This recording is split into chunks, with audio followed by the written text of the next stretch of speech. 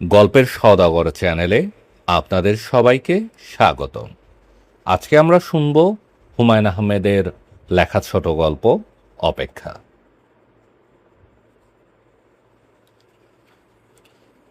বশির মোল্লার সবচেয়ে বড় গুণ হচ্ছে তিনি কোনো কিছুতেই রাগ করেন না। রেগে যাবার মতো কোনো ঘটনা যখন ঘটে তিনি সারা চোখে মুখে উদাস এক ধরনের ভাব ফুটিয়ে মৃদু গলায় বলেন, আচ্ছা আচ্ছা। নারাগার মহৎ গুণের জন্য তিনি পরপর 3বার ইউনিয়ন কাউন্সিলের চেয়ারম্যান হয়েছেন, বাড়িতে পাকা দালান তুলেছেন।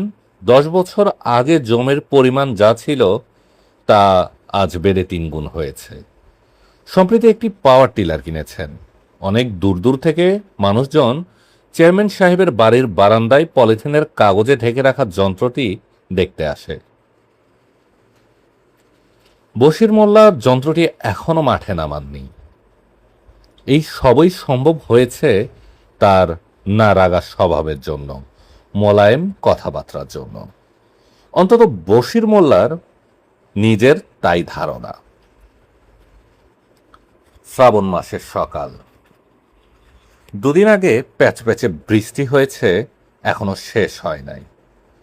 আকাশ ঘোলাটে, মনে হচ্ছে দুপুরের আগে বৃষ্টি কমবে না। বশির মোল্লা বাংলা ঘরের বারান্দায় ইজি চেয়ারে কাত হয়ে আছেন। নানান কারণে তার মন বিক্ষিপ্ত। আশেপাশে ডাকাতি হচ্ছে, তার বাড়িতেও হতে পারে। এখন পর্যন্ত কেন হয়নি সেটি রহস্য। অবশ্য একটা দোলনা বন্দুক তার আছে। বন্দুকের অস্তিত্ব জানান দেবার জন্য পাখি শিকারের নাম করে পরশু সকালেই 3টা গুলি করলেন। কাজটা ঠিক হলো কিনা তাও বুঝতে পারছেন না। হিতে বিপরীত হতে পারে। বন্দুকের লোভে ডাকাত আসতে পারে। ডাকাতের দুশ্চিন্তা ছাড়াও অন্য আরেকটা দুশ্চিন্তা তাকে কাবু করে ফেলেছে। তিনি ঝোঁকের মাথায় গত বছর আরেকটি বিয়ে করে ফেলেছেন। মেয়েটির বয়স অল্প, কিছুতেই পোষ মানছে না। তার নিজের বয়স 45।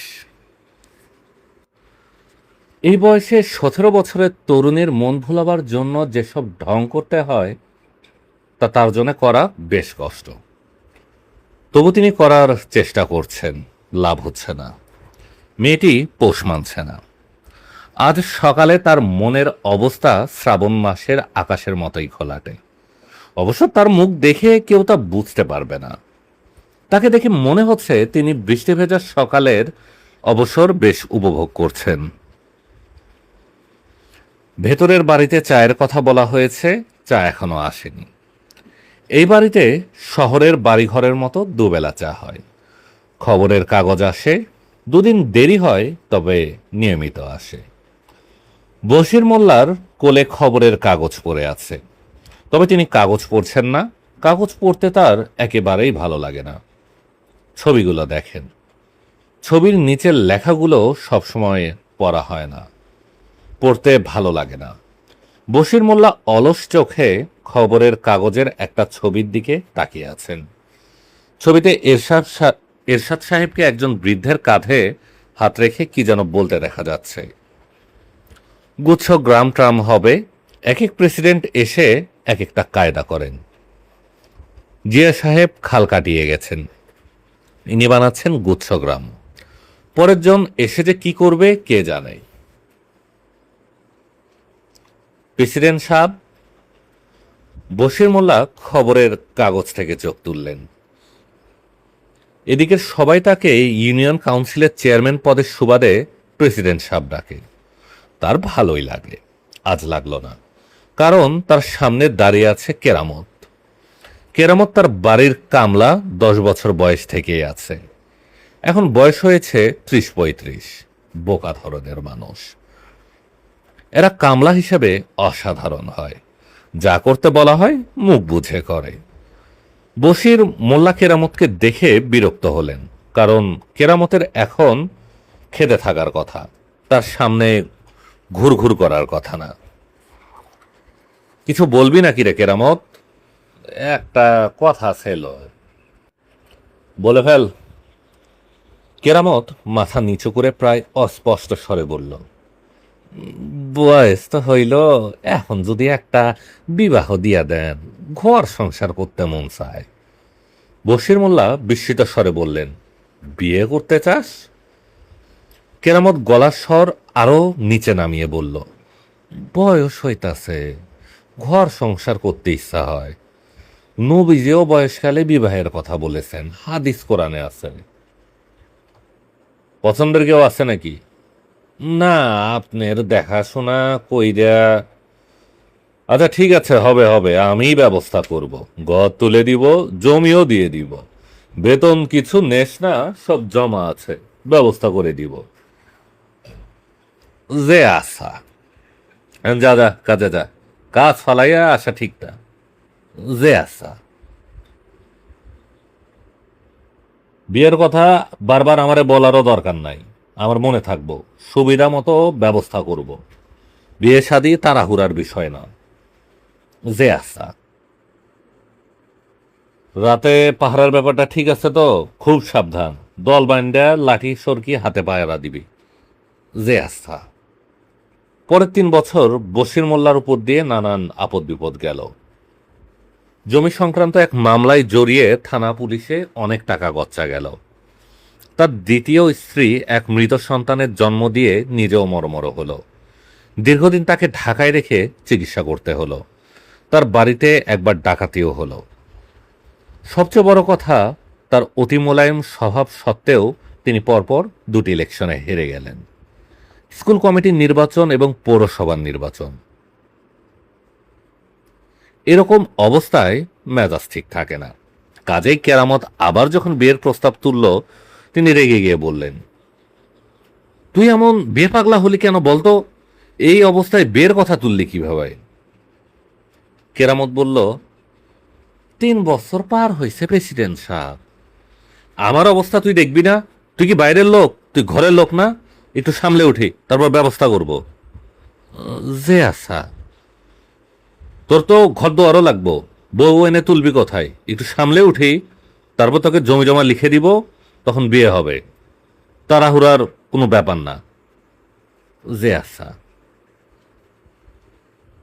নিজের মনে কাম করে যা, তোর তো বিয়ের জন্য চিন্তা করা লাগবে না, আমি আছি কি জন্য।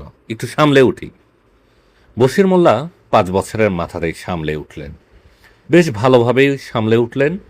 স্কুল কমিটির সভাপতি হলেন, উপজেলা ইলেকশনে জিতলেন, রয়্যাল বাজারে বাড়ি বানালেন, গ্রামের বাড়িতে ইলেকট্রিসিটি নিয়ে এলেন।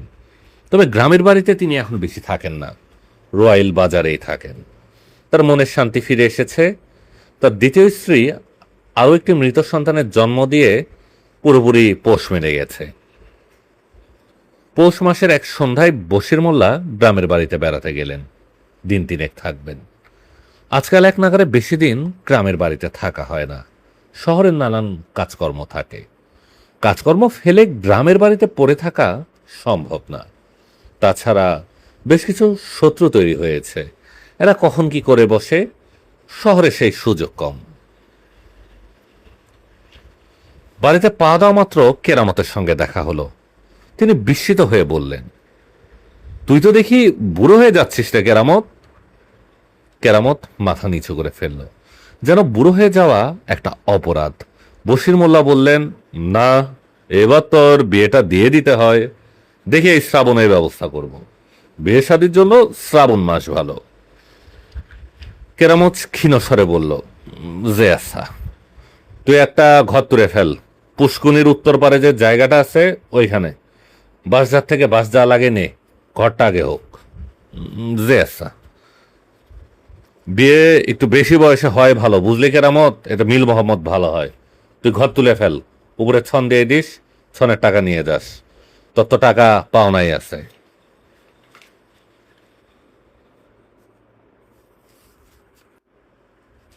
বশির মোল্লা 3 দিন থাকার পরিকল্পনা নিয়ে এসেছিলেন, থাকতে হয় 7 দিন। স্কুল কমিটির কিছু সমস্যা মেটাতে হলো। গুড ফর ওয়ার্ক প্রোগ্রামে 100 মণ গম এসেছিল, সেখান থেকে 70 মণ গমের হিসাব পাওয়া যাচ্ছিল না, সেটাও ঠিক করতে হলো। শহরে ফেরার দিন তিনি অত্যন্ত বিস্ময়ের সঙ্গে কেরামতের তৈরি ঘর দেখলেন। সেই 7 দিনে সুন্দর ঘর তুলে ফেলেছে। ঘরের চারপাশে কাঁঠাল, আম এবং পেয়ারা গাছের চারা লাগিয়েছে। বশির মোল্লা বললেন, গাছপালা লাগিয়ে তো তুই হুলস্থুল কাণ্ড করে ফেলেছিস। কেরামত নিচু গলায় বলল, ফল ফলান্তির গাছ পুলাহান বড় হইয়া খাইব। না না, ভালো করেছিস, ভালো, কয়েকটা নারকেল গাছও লাগিয়ে দে। যে আচ্ছা, দেখি এই শ্রাবণেই বিয়ে লাগিয়ে দিব। যে আচ্ছা। সেই শ্রাবণে কিছু হলো না, তারপরে শ্রাবণেও না। বশির মোল্লা অসুস্থ হয়ে পড়লেন, কিডনির অসুখ। চিকিৎসা করতে সপরিবারে ঢাকা গেলেন। কেরামতকে বলে গেলেন সেরে উঠেই বিয়ের ঝামেলাটা চুকিয়ে ফেলবেন। মেয়ে কয়েকটা দেখে রেখেছেন, এদের মধ্যে স্বভাব চরিত্র ভালো দেখে কাউকে ঠিক করা হবে। বিয়া শাদী হুট করে হয় না, লাখ কথার আগে বিয়ে হওয়া ঠিক না, চিরজীবনের ব্যাপার। কেরামত নিচু গলায় বলল, কন্যা স্বাস্থ্যবতী হইলে ভালো হয়, ঘরে কাজকর্ম আছে। অবশ্যই অবশ্যই, গ্রামের বউ রোগাপটকা হইলে চলে না। আছে, স্বাস্থ্যবতী মেয়েও সন্ধানে আছে, তুই এই বিষয়ে চিন্তা করিস না, আমি আছি কি জন্য। কেরামত চিন্তা করে না, নিজের হাতে লাগানো ফলের গাছগুলোকে যত্ন করে, একটা গাছও যেন না মরে। বিয়ের পর ছেলেপুলে হবে, ফল ফলান্তির গাছ দরকার। বাজারে জিনিসপত্রের যা দাম, ছেলেপুলেকে ফল ফলান্তি কিনে খাওয়ানো সম্ভব না। কেরামত বিয়ের জন্য অপেক্ষা করে। সে জানে না তার বয়স 55 পার হয়েছে। এখন তার মাথায় চুল সবই সাদা, বা চোখে ভালো দেখতেও পায় না। গায়ে সে আগের জোরও নেই, কাজকর্ম তেমন করতে পারে না। তার পুরনো অভ্যাস সারাদিন খেতে পড়ে থাকে। সন্ধ্যাবেলায় নিজের বাড়িতে এসে অনাগত স্ত্রী এবং পুত্র কন্যাদের কথা ভাবতে তার বড় ভালো লাগে। সমাপ্ত।